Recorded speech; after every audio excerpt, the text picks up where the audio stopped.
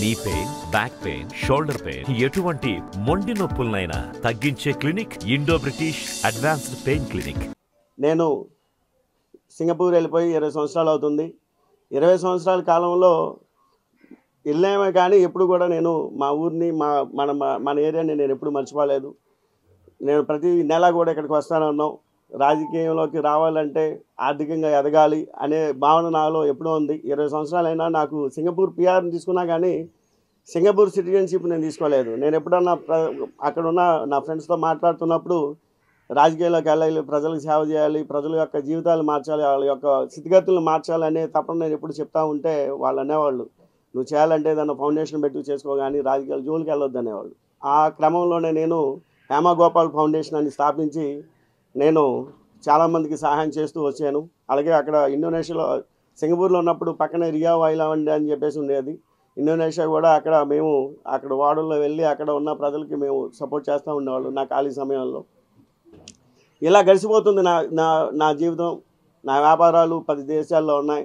Singapore head క్వార్టర్గా Malaysia, Indonesia, Thailand, Philippines, Vietnam, Myanmar, అటు Nigeria, అటు అమెరికా, అటు ఆస్ట్రేలియా, ఇక్కడ ఇండియాలో కూడా నేను సాఫ్ట్వేర్ రంగంలో నా వంతుగా నాకు అంటే నా సాయశక్తిలో ప్రయత్నించి ఒక సక్సెస్ఫుల్ బిజినెస్ మ్యాన్గా నేను ఉన్నాను. నాకు ఒక బ్యాక్ బోన్గా ఎవరు లేరు. అది నేను చాలాసార్లు చాలా సందర్భాల్లోనూ నేనేంటంటే చాలా ట్రాన్స్పరెంట్గా అంటే పారదర్శకంగా నేనేంటంటే అందరికీ చెప్తా ఉంటాను. మనం ఎదగాలంటే ముందు చదవాలి, తర్వాత కసి ఉండాలి, అప్పుడే మనం ఏదైనా జీవితంలో సాధించాలనేది నేను చెప్తా ఉంటాను. ఆ క్రమంలో మనకి రాజకీయం అనేది బాగా చిన్నప్పటి నుంచి అంటే కష్ట నష్టాలు చూసి వచ్చినవాడిని, ప్రజల యొక్క కష్టాలు తీర్చాలని చెప్పేసి నేను బలంగా నమ్మేవాడిని. దానికి కావాలంటే ప్రభుత్వం పాలసీ మేకింగ్లో ఉంటే కానీ మనం ఎంత డబ్బు సంపాదించినా మనం సిస్టాన్ని మార్చలేము. రాజకీయంలో ఉంటేనే మనం చేయగలమని నేను హేమగోపాల్ ఫౌండేషన్ పెట్టినా కానీ కొంతవరకే చేయగలుగుతున్నాను. ఒక 10 మందికి చేయగలను, ఒక 1000 మందికి చేయగలను, 1,00,000 మందికి చేయగలను. అదే రాజకీయంలో ఉంటే దాని స్కోప్ చాలా ఎక్కువ ఉంటుంది. దానికోసమే నేను రాజకీయంలోకి రావాలని ఆసక్తి చూపించాను. అదే తరుణంలో తెలుగుదేశం పార్టీలో, ఎందుకంటే తెలుగుదేశం పార్టీ అంటున్నానంటే బీసీలు దూరం అయిపోయారు. బీసీలు చాలా బాగా దూరం అయిపోయారు. అక్కడ పాతకాలంలో తెలుగుదేశం పార్టీ అంటే ఒక బీసీల పార్టీగా ఉంది.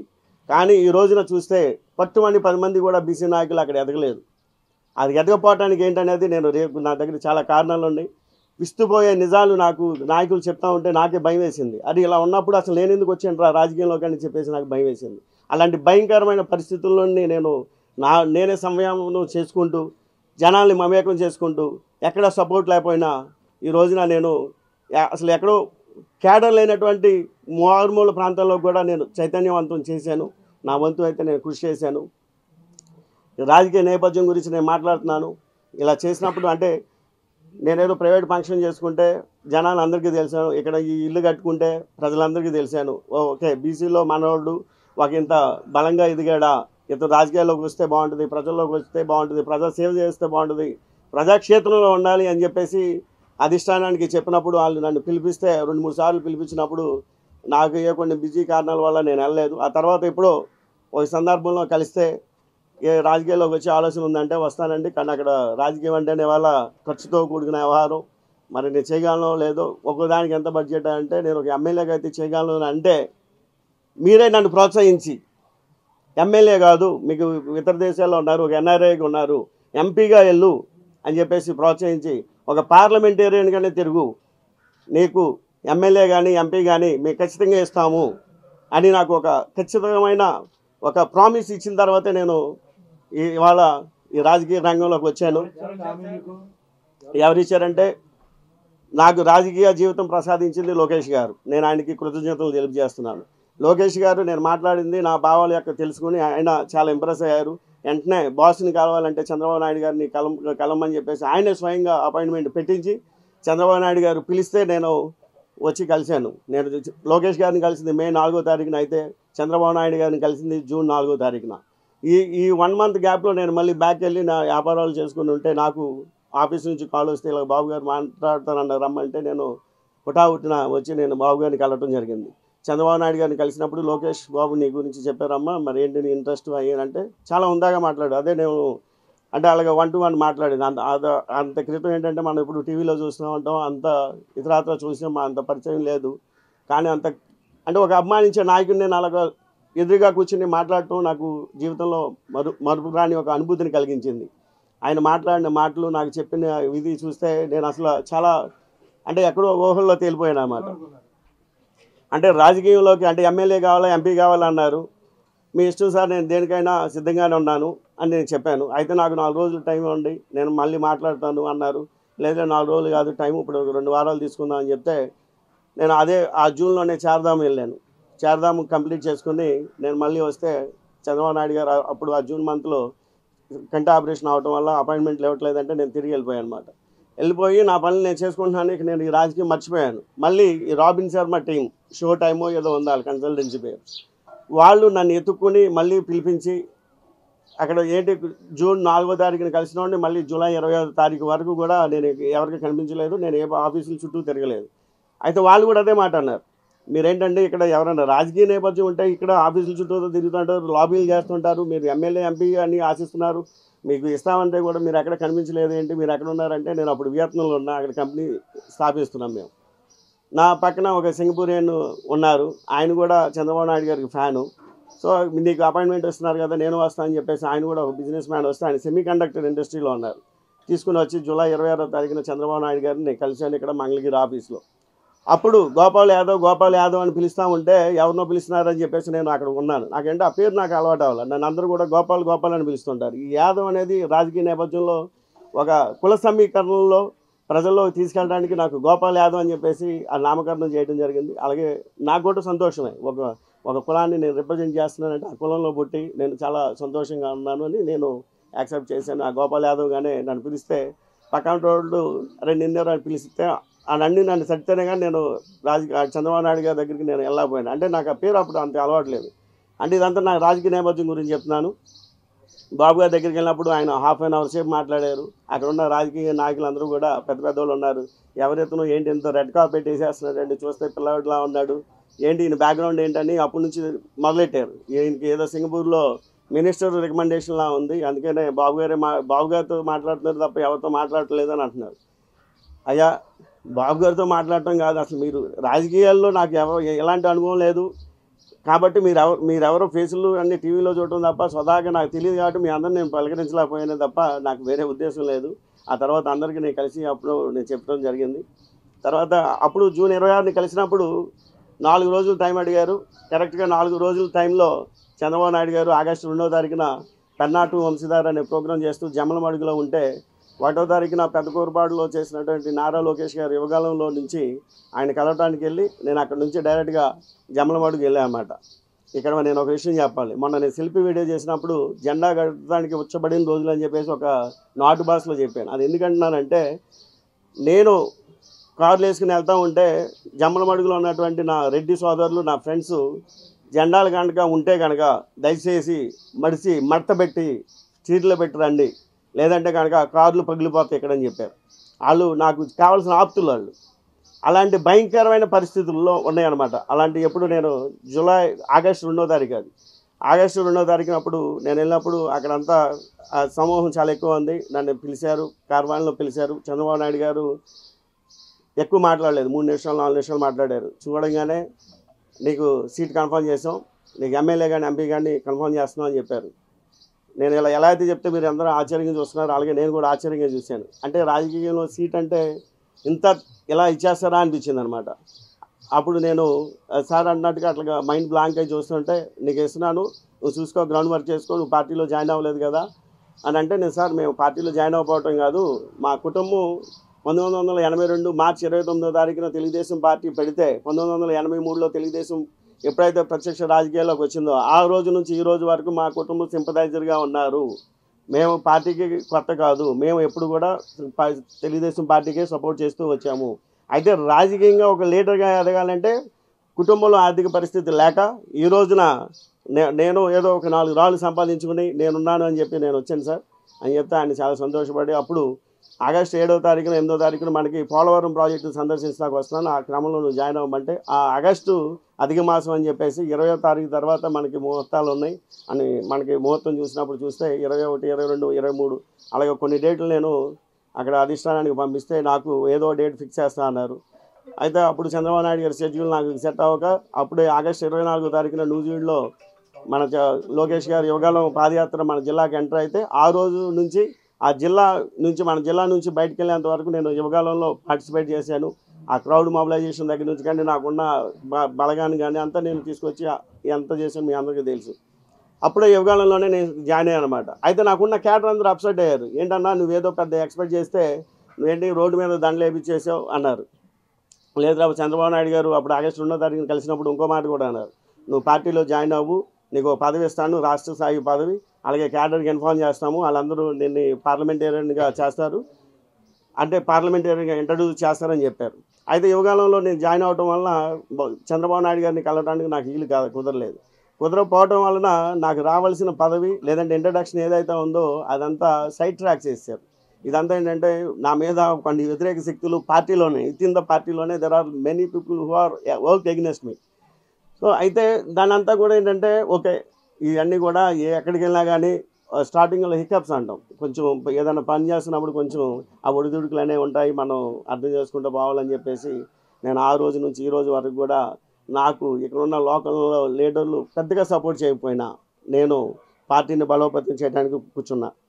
అలాగా జెండా మఠంగూడులో కూడా యువగాలం పేరులో నేను మఠంగూడులో జెండా కట్టుకుని వెళ్తే అక్కడ కొంతమంది దుష్టశక్తులు నా కార్లు అద్దాలు పగలగొట్టేసి అదంతా చేశారు. అక్కడ ఉన్న నాయకులు ఏమన్నారంటే ఏదైనా కేసులు పెడదాం, ఏదన్నా వీళ్ళ మీద యాక్షన్ తీసుకుందాం అన్నారు. నేనన్నానంటే లేదన్నా, నేను ఇప్పుడే రాజకీయాల్లో వచ్చాను, ఇప్పుడు మళ్ళీ కేసులు వాళ్ళ పాపం వాళ్ళు కూడా తెలుసు తెలియక వాళ్ళు జెండాలు పీకారు, నా కార్లు అద్దాలు పగలగొట్టే పర్లేదు, పగిలితే ఏముందిలే, ఒక 10,000 20,000 అయితే నేను అద్దాలు వేయించుకుంటానని చెప్పేసి నేను చాలా ఆ సిచ్యువేషన్ని కంట్రోల్ చేసుకుని నేను వెనక్కి వచ్చేసాను. ఇక ఎన్నుబోటు గురించి మాట్లాడేటప్పుడు అమ్మానాలు ఏలూరు ఎంపీగా నేను వస్తున్నాను అని చెప్పినప్పుడు చాలామంది నాయకులు కూడా ఎవరు నమ్మల. ఏలూరు ఎంపీగా, అది ఓసీ, నీకెలా ఇస్తారు, నువ్వు బీసీ కదా అన్నారు. అంటే ఓసీకి కూడా రిజర్వేషన్ ఉందా అని నాకు చాలా ఆశ్చర్యం వేసింది. అంటే ఓసీకి ఎప్పుడు రిజర్వేషన్ ఇచ్చారని చెప్పేసి అప్పుడు నేను మొదలెడితే 1952లో ఒక మాల ఫస్ట్ ఎంపీ మనకి, ఆ మాలలోనే ఇద్దరు చేశారు ఒకే సంవత్సర కాలంలో. మరి ఇద్దరు ఎందుకు చేశారు ఆ రాజకీయ నేపథ్యం నాకైతే తెలియదు. ఆ తర్వాత ఒక వైశ్య మహిళ చేసింది ఎంపీగా. ఆ తర్వాత మూడో వ్యక్తి చౌదరీస్లో ఒక మహిళ చేశారు. ఆ తర్వాత కాలక్రమేణా కొన్ని ఒకే వర్గానికి ఇచ్చుకుంటూ వచ్చారు. అది దాన్ని మనకు ఎందుకు ఇచ్చారో ఏంటో తెలియదు. కానీ ఆల్ ఆఫ్ సడన్గా ఈరోజు నేను ఈ రాజకీయంలోకి వచ్చి ఎంపీగా వచ్చేసరికి అక్కడ ఎవరు పోటీకి లేరు. నేను వచ్చిన తర్వాత చాలామంది తయారయ్యారంటే సరే ఎవరు ప్రయత్నాలు వెళ్తే దీంట్లో ఏముందిలే, అసహాయులు ఉంటారు, దానికి ఏముందని చెప్పేసి నేను ఉన్నాను. అయితే మాగంటి బాబు గారు కూడా ఆయన అంటే నాకు చాలా ఇష్టం. పాపం ఆయన ఎప్పటి నుంచి ఉన్నారు, ఆ పిల్లలు పోగొట్టుకుని ఉంటే నాకు చాలా సానుభూతి ఉంది. కానీ మరి మాగంటి బాబు గారు ఉన్నారు కదా అంటే లేదు, ఈసారి ఆ సీటు చౌదరీస్ కాదు ఈసారి ఇచ్చేది, బీసీలకు ఇస్తాము అని చెప్తే ఇదే మాట నేను అందరికీ చెప్పాను, ఎవరు నమ్మల. అయితే ఆ క్రమంలో నేను యనమల రామకృష్ణ గారిని కలిశాను. ఇలా నేను వర్క్ చేసుకుంటున్నానంటే ఆయన కూడా ఏలూరు బీసీలు కదా అన్నారు. కొంతమంది నాయకుల్ని మనం కలిసినప్పుడు ఒకే సామాజిక వర్గంలో కూడా ఇది కమ్మా సీటు, నువ్వు ఎదురాలకని చెప్పేసి నాకు వార్నింగ్లు కూడా ఇచ్చారు. ఇదేంట్రా మాకు ఎలా ఉన్నారు జనాలు అనిపించింది నాకు. అంటే మారాలి కదా, ఇంకా కులాలు గోత్రాలు పెట్టుకుని ఏంట్రా వీళ్ళు ఎప్పుడు మారుతారో అనిపించింది. అంటే నాకంతా వస్తున్నానే వెళ్తున్నానే కానీ ప్రజలు ఎంత మరీ నేరో మైండెడ్ ఉంటారని నేను గ్రహించలా. అయితే ఇప్పుడు ఆ విధంగా నా రాజకీయ నేపథ్యం జరిగింది. ఇప్పుడు ఎన్నుపోటు ఎక్కడ జరిగింది అంటే అసలు ఏలూరు సీటు బీసీలకు ఇస్తారని ఎవరు ఊహించలేదు. ఎందుకంటే అది ఒక మహామహులు వేసిన సీట్, అది సూపర్ స్టార్ ఘట్టమనేని కృష్ణ గారు వేశారు ఆ సీటుకి. తర్వాత బాలబుల్ రామయ్య గారు వేశారు, మాగంటి ఫ్యామిలీ ఆయన కూడా 2 పర్యాయాలు చేశారు. అలాంటి తరుణంలో ఒక వెనకబడిన తరగతులకు ఇస్తారంటే కూడా ఎవరు ఊహించకపోతే ఆ ఊహని నిజం చేశాను నేను. ఎప్పుడు నేను ఎక్కడ గ్రౌండ్ వర్క్ చేశానంటే మీ అందరికీ ఇందాక చెప్పినట్టుగా మీడియా నేను ఎప్పుడు వాళ్ళ, కానీ నేను తటస్థంగా ఎవరైతే ఏ పార్టీ అయినా మీరు కాల్కులేషన్ చేసుకోండి, ఏ పార్టీకి అయినా క్యాడర్ ఉండేది 5 నుంచి 10% మాత్రమే. అటు తెలుగుదేశం పార్టీ ఏమండి, ఇంకొక ప్రత్యర్థి పార్టీలు ఏమండి, ఇంక ఇతరత్ర పార్టీలు ఏమండి, సమాజంలో 100 మంది ఉంటే 20% మాత్రమే ఒక పార్టీలకి ఒక అటో 10 మొక్కుతారు, 80% మాత్రం తటస్థులు ఉంటారు, వాళ్ళనే న్యూట్రల్స్ అంటారు. ఆ న్యూట్రల్స్ నేను తిరిగాను. అంటే ఎలా తిరిగాను, 10 మందిని సప్లై చేసే లేబర్ కూలీని సప్లై చేసే 10 మందిని సప్లై చేసే ముఠామేసుని కలిశాను, ఆర్ఎంపీ డాక్టర్లను కలిశాను, లాయర్ని కలిశాను, అలాగే అక్కడ ఉన్న ఎంబీబీఎస్ డాక్టర్లను కలిశాను. ఇది ఎవరికి పార్టీలతో సంబంధం లేదు. ఒక ఇన్ఫ్లుయెన్సర్ ఉంటారు, ఒక కుల పెద్దలను కలిశాను నేను, అలాగే ఒక మత పెద్దలను కలిశాను, చర్చి ఫాదర్లను కలిశాను. ఇలా ఎన్నో అంటే ఇక జనంలో అంటే సొసైటీలో 200 నుంచి 500 ఓట్లు ఎవరైతే ప్రభావితం చేస్తారో అదంతా లిస్ట్ అవుట్ చేసుకున్నాను నేను. ఇదన్నీ లిస్ట్ అవుట్ చేసుకొని నేను ఏలేరుపాడు నుంచి, కుక్కునూరు నుంచి, అటు పోలవరంలో ఉన్న గ్రామాల్లో నుంచి అటు కైకలూరు వరకు కూడా మన 7 నియోజకవర్గాల్లో ఉన్న ప్రతి ఒక్కరిని కూడా నేను కలిశాను. నేను కలవబట్టే పార్టీలో ఎప్పుడైతే సర్వే చేసినప్పుడు ఎంతమంది చేసింది, 1,25,000 మంది సర్వే చేస్తే నాకు ఆ తటస్థులు 90,000 మందికి పైగా నాకు సపోర్ట్ చేశారు. ఆ రిపోర్ట్లు మీకు చూస్తే మీకు కనిపిస్తూ ఉంటాయి. ఇవన్నీ ఎలా వచ్చిందా అంటే వస్తుంటుంది. ఈ రాజకీయం అనేది ఓపెన్ బుక్ కదా, ఇన్ఫర్మేషన్ వస్తుంది. నాకు చెప్పేవాళ్ళు కంగ్రాచులేషన్ చేసేవాళ్ళు చాలామంది ఉన్నారు. 72% నాకు వస్తే భాష్యం రామకృష్ణ గారికి 19% వచ్చింది, ఇంకా వేరే వాళ్ళకి ఇంకా కొన్ని పర్సెంటేజ్లు తక్కువగా వచ్చినాయి. అయితే నాకు 90,000 మంది వచ్చారండి. వీళ్ళందరూ కూడా తటస్థుల మీద చేసింది. అలాగే ఐవీఆర్ కాల్స్ చేస్తే ఎంత వచ్చింది, 67 నుంచి 68% వచ్చింది. అది 27,000 మంది పెట్టారు. ఇప్పుడు కొత్తగా వచ్చిన అభ్యర్థుల మీద ఐవీఆర్ పెడితే వాళ్ళ గురించి నేను ఎక్కువగా మాట్లాడదలుచుకోలేదు. నోటా కంటే తక్కువ వచ్చినాయి అని చెప్పేసి వాళ్ళకున్న ఇన్ఫర్మేషన్. మరి మన తెలుగుదేశం పార్టీ అన్ని రిపోర్ట్ల మీద, సర్వేల మీద ప్రజలు నాడి చేసి కొన్ని లక్షల సర్వేలు చేసి మనం ఒక ఫిల్టర్ చేసి వడపోసి ఒక క్యాండిడేట్ని తీసుకొస్తామే. మరి వాళ్ళు ప్రకటించినటువంటి క్యాండిడేట్ గ్రౌండ్లో ఎక్కడ వర్క్ చేశాడు, ఏ సర్వేలు చూసి మీరు ఆయన్ని ఎన్నిక చేశారనేది నాకైతే $1 మిలియన్ ప్రశ్నగా ఉంది.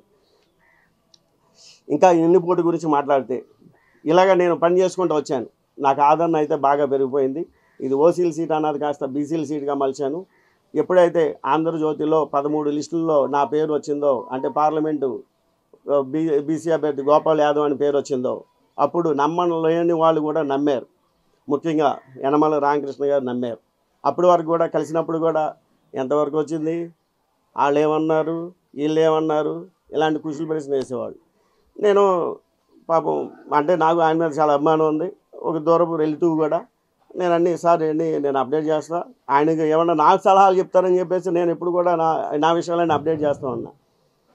ఆయన అప్డేట్లన్నీ చాలా చక్కగా తీసుకున్నారు, చాలా మంచిగా తీసుకుని ఎప్పుడైతే ఈ బీసీ సీటు మనకి ఇస్తున్నారని తెలిసిందో అప్పటి నుంచి బీసీలు సీట్ అంటే యనమల అంటే బీసీలు అని చెప్పేసి ఆయన భావించి వాళ్ళ కుటుంబంలో నుంచి వెళ్ళకూడదని చెప్పేసి ఆయన రాజకీయం చేయటం మొదలెట్టాడు. ఆ విషయం పాపం రాజకీయం అంటే సంక్షేమం, అభివృద్ధి, ప్రజలకు బాగోగులు చూడటం అనేది భ్రమలో నేనున్నాను. రాజకీయం అంటే వెనకాల బ్యాక్డోర్ పాలిటిక్స్ చేయాలి, పాలిటిక్స్ అంటారు రాజకీయ కుతంత్రాలు, ఇవన్నీ చేయాలని చెప్పేసి నాకైతే తెలియదు. ఇదే క్రమంలో ప్రజలలో నుంచి నా ఆదరణ వస్తూ ఉంటే చూసి నేను ఎలా ట్రాక్ చేయాలో తెలియక, నా పేరు కూడా లిస్ట్ అయ్యి ప్రింట్ అయిపోయిన ఉన్నది, ఎలా మార్చాలి అని తెలియక కింద మీద పడుతూ ఆలోచనలు చేస్తే పాపం ఇప్పుడు ఒకళ్ళని టార్గెట్ చేయాలంటే ఏంటి, ఆయనకి ఏ లోపాలు లేనప్పుడు ఏం చేయాలి, వ్యక్తిగతంగా వెళ్ళిపోవాలి. నా భార్య పేపర్లో రోజుకో పేరు వస్తూ ఉంది, యూట్యూబ్లో రోజుకో పేరు వస్తూ ఉంది. ఏంటి నీకు మాట ఇచ్చారు కదా చంద్రబాబు నాయుడు గారు, మళ్ళీ ఏంటి ఇంకో పేర్లు వస్తున్నాయి ఏంటి, నువ్వేంటి మమ్మల్ని అందరిని వదిలేసావు, బిజినెస్లో వేసావు, వేల కోట్ల రూపాయలు ఉన్న బిజినెస్లో వదిలేసావు, నిద్రాహారాలు లేవు, రాత్రి బావులు కష్టపడుతున్నావు, నీకు టికెట్ ఇవ్వకపోతే మేమే అయిపోతాం, బిజినెస్లో ఏమైపోతాయి, ఇవన్నీ నాశనం అయిపోతున్నాయి, నీకు ఏంటి అని చెప్పేసి ఒక టెన్షన్ వచ్చేసి ఆవిడకి 2 వారాలు నిద్రపోవట్లేదని తెలిసి దాన్ని బైపోలార్ డిజార్డర్ అంటారు. సింగపూర్లోనే సెంగాంగ్ జనరల్ హాస్పిటల్లో నేను అడ్మిట్ చేస్తే వాళ్ళు రకరకాల టెస్టులు చేసి ఇది ఇలా ఉందని చెప్పేసి నేను చెప్పానన్నమాట. అయితే సింగపూర్ జనరల్ హాస్పిటల్లో అక్కడ ఉన్నప్పుడు ఎలా ఉంటుందో తెలుసా, మన హాస్పిటల్ లాగా ఎవరిని పడతాను, ఐసోలేషన్ అంటే ఐసోలేషనే, నాకు ఫోన్లు కూడా నా దగ్గర లేవు. 2 రోజులు అయితే నేను ఎవరికి కాంటాక్ట్లో లేను. నా పరిస్థితిని ఇలాగ పర్సనల్గా నా వ్యక్తిగతంగా ఉన్నటువంటి పరిస్థితుల్ని నేను నా టీంకి చెప్పలేదు.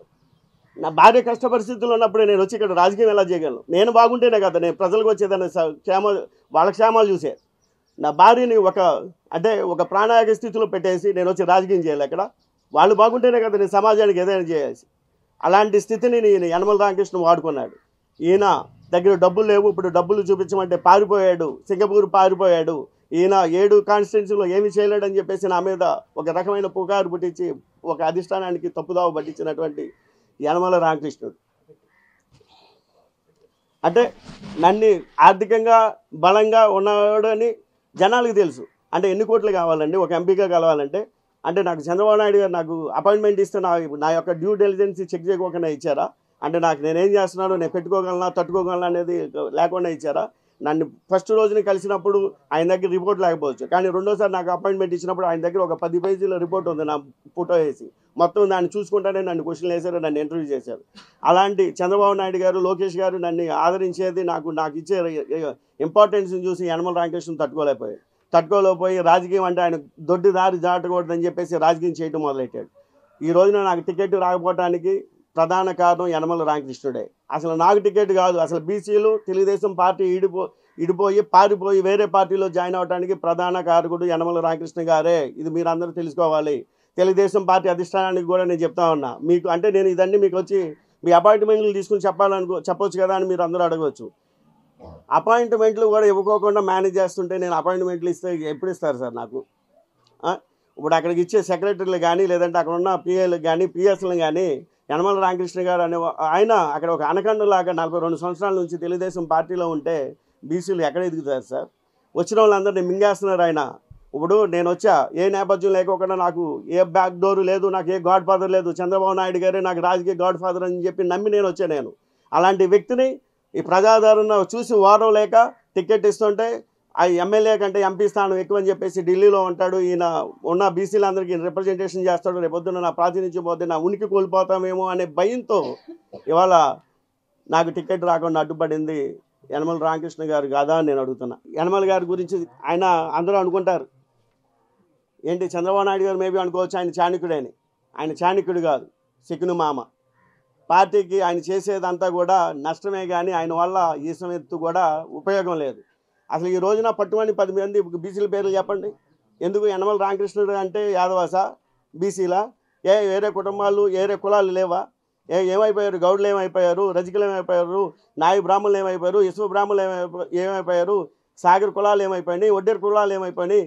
మత్స్యకారులు ఏమైపోయారు? ఇలా చెప్పుకుంటూ పోతే 55-56% ఉన్నటువంటి, అంటే మన రాష్ట్ర జనాభాలోనే 5 కోట్లు ఉంటే దాంట్లో 56% ఉన్నటువంటి ఈ బీసీలందరికీ ఏం న్యాయం మీరు చేస్తుంది?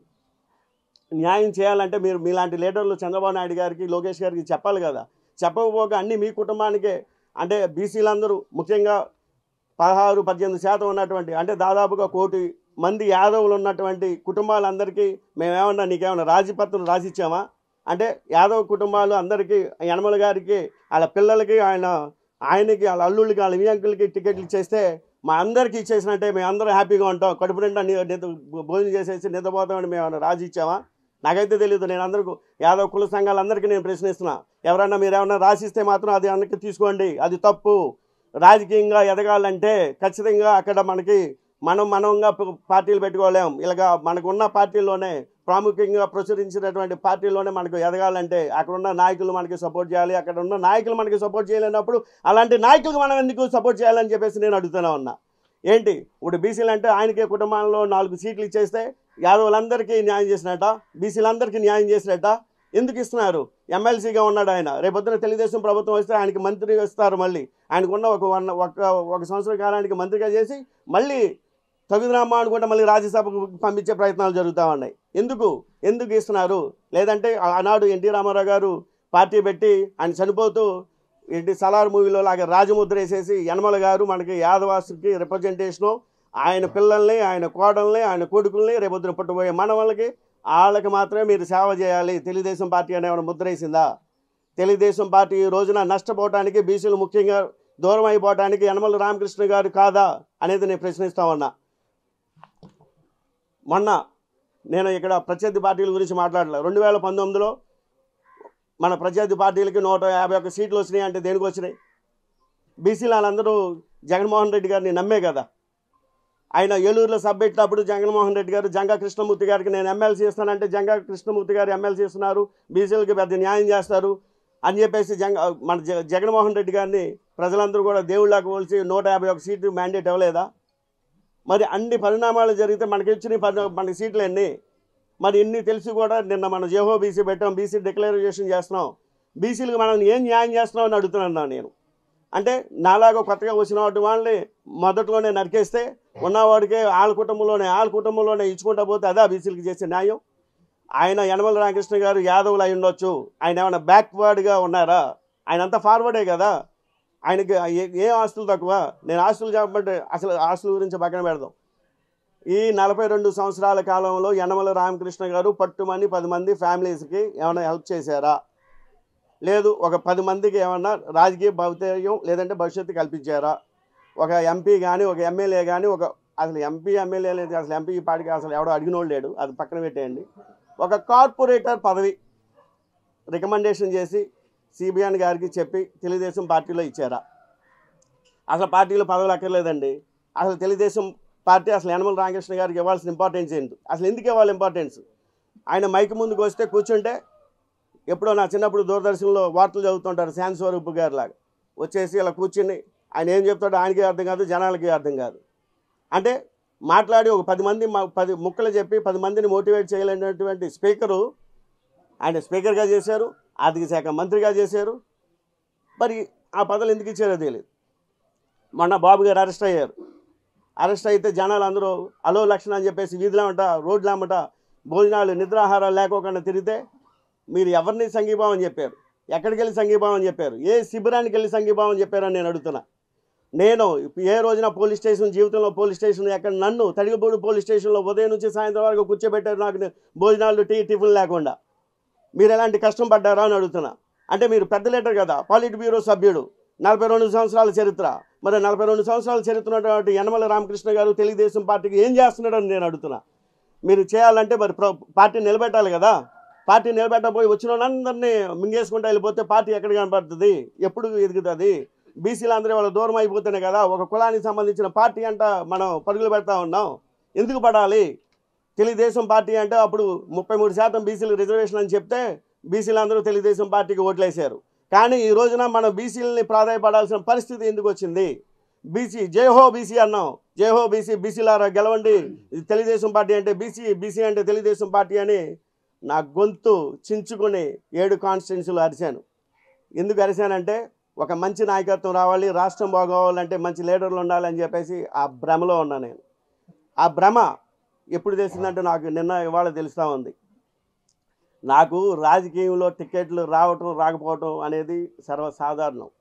నా బాధ అంతా ఏంటంటే ఒక బీసీ బిడ్డగా, ఒక యాదవుడిగా నేను ఒక దిగువ మధ్య తరగతిలో పుట్టి కష్ట నష్టాలు వచ్చి కాయ కష్టం చేసి ప్రభుత్వ స్కూల్లోనే ప్రభుత్వ కాలేజీలోనే చదువుకుని ఈ రోజున ఒక కాస్ట్లీయెస్ట్ దేశం అయినటువంటి సింగపూర్లో 20 సంవత్సరాలుగా ఉంటూ సింగపూర్ పర్మనెంట్ రెసిడెంట్ కూడా ఉంటూ ఎంతో వేల మందికి ఉద్యోగాలకు ఇస్తూ నేను ఈరోజు ఈ స్థాయిలో ఉంటే నేను బీసీ అయినటువంటి యాదవ్నే కదా. అందుకే కదా కనీసం నన్ను ఫోన్లో గోపాల్ నీకు నేను టికెట్ డెవలప్ అవుతున్నాం, వేరే సమీకరణలు ఉన్నాయి, నీకు ఏదో న్యాయం చేస్తామని ఒక్క మాట చెప్పొచ్చు కదా. నేను ఆ ఇచ్చిన క్యాండిడేట్ నా భుజాల మీద నా పళ్ళకి వేసుకున్నట్టుగా నేను మోసి ఇది తిరిగి ఇంటింటికి తిరిగి నేను గెలిపించి ఇచ్చేవాడిని కదా. నాకు ఆ మాత్రం అర్హత లేదా? నా బాధ అంతా అంతే. సంవత్సర కాలం పాటు నా భార్య హాస్పిటల్ పాలైపోయి సాగు బతుకుల్లో ఉన్నా కానీ నేను వెళ్ళకపోయాను. అది నిన్న 3 వారాల కిందట గాలి బ్లాడర్ ప్రాబ్లం అయితే ఆయన తీసేసారు పాపం. రైట్ అంతా ఇది కడుపు నొప్పి వచ్చేసి అలో లక్షణానికి ఏడుస్తూ ఉంటే నేను అక్కడ ఉన్న వాళ్ళకి ఫోన్ చేసి నేను ఇక్కడ ఉన్నానమ్మా, రాజకీయంలో ఉన్నానమ్మా, ప్రజలను చైతన్యం చేయాలమ్మా, మా బాబుగారిని గెలిపించాలమ్మా, లేదంటే రాష్ట్రం నాశనం అయిపోద్దమ్మా అని చెప్పేసి నా భార్యని కష్టాల్లో పెట్టి అక్కడ సాగు బతుకుల్లో పెట్టి నేను ఇక్కడ కూర్చొని ఉంటే నాకు ఒక్క మాట కనీసం మీ ఆఫీస్ బాయ్ చేత అయినా ఫోన్ చేపించి నీకు టికెట్ ఇవ్వట్లేదు అని చెప్తే నేను చాలా సంతోషించేవాడిని. యనమల రామకృష్ణ గారు మీకు నేను ఎన్నిసార్లు కలవలేదు, ఎన్ని మీటింగ్లో కలలేదు, ఎన్నిసార్లు దండం పెట్టలేదు, మీరు నాకు దూరపు చుట్టమే కదా. నా కుటుంబంలోనే ఇవ్వాలి గోపాల్. నా చిన్నల్లుడు దుబాయ్లో ఎక్కడో సివిల్ వర్కులు చేసుకుంటున్నాడు. ఇక్కడ పోలవరం ప్రాజెక్ట్ వస్తుంది. ఆ ప్రాజెక్ట్ వస్తే 1000 కోట్లు వస్తాయి. ఆ 1000 కోట్లన్నీ మేము సివిల్ కాంట్రాక్టర్లుగా ఉండి మేము చేసుకోవటం. అంతేగాని మాకు ఏలూరు మీద ప్రేమ కాదు, నాకు ఆ ప్రాజెక్టు మీద ప్రేమ. పోలవరం అది రాజకీయ నాయకులకి వరం, అది వ్యాపారస్తులకి వరం, అది పూర్తయితే ప్రజలకు వరం అనే భావంతో కదా మీరు ఈ రోజున ఎక్కడో కడప జిల్లాలో పుట్టినటువంటి ఆయన మీ అల్లుడిని తీసుకొచ్చి ఇక్కడ పెట్టారు. ఆయనే అంత బాగా పెర్ఫార్మర్ అయితే ఏదో యూట్యూబ్లో రీల్స్లో చూస్తాం పోటుగాడు అని చెప్పేసి. కడప జిల్లాలోనే ఇచ్చుకోవచ్చుగా, అక్కడ ఎంపీలు లేవా? లేదంటే మీ అత్తగారు అయినటువంటి గుంటూరు జిల్లా అక్కడ ఇచ్చుకోవచ్చుగా, అక్కడ గెలిపించుకోవచ్చుగా. లేదంటే తూర్పుగోదావరి జిల్లాలో తీసుకెళ్ళి అక్కడ పెట్టుకోవచ్చుగా. ఏలూరు జిల్లాలో అసలు ఓసీ సీటుని బీసీగా మార్చినటువంటి గోపాల్ యాదవ్కు మీకు ఎందుకు అన్యాయం చేయాలనిపించింది? దీని యొక్క ముఖ్య కారణం ఏంటి? అసలు తెలుగుదేశం పార్టీ యనమల కుటుంబానికి ఎందుకు ఇంత ప్రాధాన్యత ఇవ్వాలి? బీసీలు సర్వనాశనం అయిపోతున్నారు. ఓకే, గోపాల్ యాదవ్ పనికిరాడు, అశోక్ గౌడ్ గారు ఉన్నారు, ఆయన ప్రజారాజ్యం పెట్టి 25,000 ఓట్లు సంపాదించాడు. ఆయన పిలిచేవచ్చు కదా. ముద్రపోయిన గారు ఉన్నారు. ఓకే, న్యూజివీడ్లో ఆయనకేదో మీ రిపోర్ట్ల ప్రకారం ఆయన మీకు గెలవరు అన్నో, మరి ఏమొచ్చిందో నాకు తెలియదు. మరి ఆయన తీసుకొచ్చి పార్లమెంటేరియన్గా వేయించవచ్చు కదా బీసీలోనే వాళ్ళంటే. ఆయనకి ఈ రోజున ఎందుకు అన్యాయం చేశారు? ఎక్కడో ఉన్న వేరే పార్టీలో ఉన్నటువంటి వాళ్ళని తీసుకొచ్చి ఇవాళ న్యూజివీడ్లో టికెట్ ఇవ్వాల్సిన అవసరం ఏంటి? అంటే ఈయనకంటే ఆయన బాగా బలిసిన వాళ్ళన్నా? ఇవాళ ఆర్థికంగా నాకంటే మీ అల్లుళ్ళు బాగా బలిసిన వాళ్ళన్నా? అంటే బాగా బలిసిన వాళ్ళకి తప్ప తెలుగుదేశం పార్టీలో స్థానం లేదా? ఇవ్వకూడదా? అంటే బీసీలు అంటే మరి ఒక్కసారి చెప్తానన్నా, యనమల ఫ్యామిలీ తప్ప ఎవడో కాదా? 80 లక్షలకు పైగా ఉన్నటువంటి యాదవుల్లో ఒక్క యనమల ఫ్యామిలీయే కనిపిస్తుందా అని మరొకసారి ప్రశ్నిస్తున్నా. యువగలానికి మీరేం చేశారు? నేను వెస్ట్ గోదావరిలో రిపోర్ట్ చూసుకోండి. లోకేష్ గారు రోడ్ల తిరుగుతుంటే ఎంత జనాభా వచ్చారో మీరు గమనించండి. ఆ మొబిలిటీ అంటే ఏంటో, అంటే అది ఆర్గనైజేషన్ ఎలా ఉంటుందో ఒకసారి చూసి నేర్చుకోండి. 42 సంవత్సరాల్లో మీ అమ్మాయికి తునిలో టికెట్ ఇస్తే లోకేష్ గారు నడిస్తే వెళ్తుంటే ఆయన సెక్యూరిటీ తప్ప పట్టుమని 10 మంది మీ నియోజకవర్గం నుంచి రోడ్లెక్కి రాలేదంటే మీకు ఆదరణ ఎంత ఉందో మీరు గమనించుకోండి. అసలు మీరు ఎప్పుడు ప్రత్యక్ష రాజకీయాల్లో ఉన్నారు? నేను షూట్గా ప్రశ్నిస్తున్నా. మీరు పోటీ చేసి 2004లో అప్పటి నుంచి ఇప్పుడు దాకా ఎమ్మెల్సీ పదవులు ఇవ్వటం, మంత్రులు ఇవ్వటం, ఎమ్మెల్సీ పదవులు ఇవ్వటం, మంత్రులు ఇవ్వటం. ఏంటండి ఈ అన్యాయం? అసలు ఈ అన్యాయం ఏంటి? అసలు యనమల ఎవరండి? అసలు యనమలు తీసి పక్కన ఎందుకు పెట్టబోతున్నారు? ఈ రోజున యనమలు తీసి పక్కన పెట్టండి. బీసీలు అందరూ తెలుగుదేశం పార్టీకి పట్టం కట్టకపోతే నా పేరు గోరుముచ్చు గోపాల్ యాదవ్, సన్నాఫ్ గోరుముచ్చు రామ్లే కాదు. యనమల బలం ఎక్కడ ఉందో తెలుసా? యనమల బలం బాబు గారి దగ్గరే ఉంది.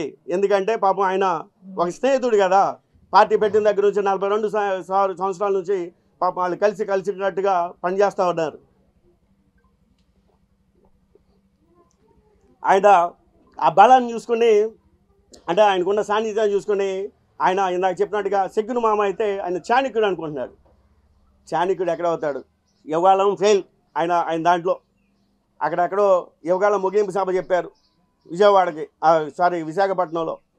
మీరు ఎంతమంది మీ అభిమానులు వచ్చారు అక్కడికి? ఎవరైనా పట్టుమని 10 మంది వచ్చారా? లేదు. ఎన్ని బస్సులు వేసుకుని మీరు జనాభాని తీసుకెళ్ళారు అక్కడికి? తీసుకెళ్ళారా? కదిలిరా అని చెప్పేసి నవ యువకుడు, 74 సంవత్సరాల యువకుడు పాపం ఆయన మార్నింగ్ ఒకటి సాయంత్రం ఒకటి కదిలిరా అని చెప్పేసి తిరుగుతూ ఉంటే మీరు ఇచ్చిన సపోర్ట్ ఏంటి? ఆయనకి ఏమైనా పదవులు ఇచ్చి జనాలను తీసుకెళ్ళి, లేదంటే మోరల్గా, లేదంటే ఫైనాన్షియల్గా మీరు ఏమైనా సపోర్ట్ చేశారా? పార్టీ ఎందుకంటే మిమ్మల్ని భరించాలి అనేది నా క్వశ్చన్. మన తాడేపల్లిలో జెండా సభ కానీ, లేదంటే చింతలపూడిలో ఉన్న జెండా సభ కానీ, చింతలపూడిలో ఫిబ్రవరి 4వ తారీఖున 5వ తారీఖున జరిగింది. 3వ తారీఖున నా వైపు డిశ్చార్జ్ అయితే తెల్లవారుజామున ఉన్న ఫ్లైట్కి నేను బెంగళూరులో దిగి అక్కడ నుంచి విజయవాడ వచ్చి 4వ తారీఖు నేను వచ్చి గ్రౌండ్లో చూసుకుని మా టీంని అందరూ అప్పటికే మొబిలైజేషన్ చేసి అక్కడ ఉన్న క్రౌడ్ పూలింగ్ కావాలి, రాజకీయ పార్టీలు ఏదైనా సక్సెస్ అవ్వాలంటే అక్కడికి వచ్చిన ప్రజలను బట్టి, అక్కడ ఉన్న క్రౌడ్ని బట్టి అని చెప్పేసి మీ అందరికీ తెలుసు. దాంట్లో నా పాత్ర లేదా? అసలు నీ పాత్ర ఎంత ఉంది? అసలు మీ సొంత గ్రామంలో పెట్టే పార్టీకి మీరు పిలిస్తే ఎంతమంది వస్తున్నారు? మీరు చెప్పాల్సిన సమయం ఇది. అసలు ఇన్ని సంవత్సరాల కాలంలో మీకు ఏ యాదవ కులం అయినా, ఏ సంఘాలైనా మిమ్మల్ని పిలిచి సన్మానించినయా? ఒకసారి మీరు మననం చేసుకోండి. మీరు ఎంత అభివృద్ధి చెందారో, ఎంత చేశారో మీకే తెలుస్తుంది. ఇంకా ఇలా చెప్పుకుంటూ పోతే యనమల రామకృష్ణుడు గారే నాకు ఈ రోజున పోటీ పడవడానికి ముఖ్య కారణం. నేను చంద్రబాబు నాయుడు గారినో, లోకేష్ గారినో, లేదంటే తెలుగుదేశం పార్టీనో తిట్టడం నా ఉద్దేశం కాదు. నాకు జరిగింది అన్యాయమే. అన్యాయం. ఎందుకు అన్యాయం జరిగింది? కనీసం నన్ను పిలిచి మాట్లాడలేదు అనేదే నా బాధ. మహామహులకే టికెట్లు రాలేదు. నేను దానికేం పెద్ద ఆలోచించి చేయట్లేదు, నేను బాధపడలే. కానీ టికెట్ రానంత మాత్రం జనాలు అందరూ అనుకుంటున్నారు నేను ఏదో పార్టీలు మారిపోతానని. ఒరే బాబు, నాకు 45 సంవత్సరాలు, ఇంకా 20-25 సంవత్సరాలు నేను రాజకీయం చేయడానికే ఈ అడుగు పెట్టా. నేను ఒకసారి డిసైడ్ అయ్యి బరిలో దిగితే నేను వెనక్కి తిరిగి వెళ్ళేవాడిని కాదబ్బా. మీకు తెలియట్లే. ఏదో నేను పార్టీలో మారాలన్నా, పార్టీలో ఉండాలన్నా ఏదైనా ఆలోచనతోనే, సమయస్ఫూర్తితోనే, బాగా కూలంక్షణంగా ఆలోచన చేసి మాత్రమే నిర్ణయం తీసుకుంటా. మీ అందరికీ చెప్తా. అంతేగాని మీ ఇష్టం వచ్చినట్టు ట్రోల్ చేయకండి. అంటే ఏదో ఆవేశంగా మంచి చేసిన వాళ్ళే మంచి అని చెప్పేసి నేను పొగిడితే మీకు బాగా నొప్పి వచ్చిందే. మరి నేను మన పార్టీలో ఉండి అపోజిషన్ పార్టీలో నేను ఏకరేవు పెట్టానే. నాకు ఆ రోజున ఎవరు ఒక్కడు కూడా నన్ను పండెత్తు మాట అనలేదు. మీరు మన పార్టీలో ఉంటూ నన్ను అవమానపరుస్తూ ఎన్ని అవమానాలకు గురి చేసినా నేను అన్నీ తట్టుకుంటూ పార్టీకి బలోపేతం చేస్తే మీకు అవి గుర్తు రాలేదరా బాబు? మీరందరూ నేను పారిపోతున్నానో ఇక్కడ ఉన్నానో మీరు మాత్రం అనుకోకండి. టికెట్ ఇచ్చినా ఇవ్వకపోయినా గల్లీ నుంచి ఢిల్లీకి వెళ్ళేది రేపొద్దున గురుముచి గోపాల్ యాదవ్.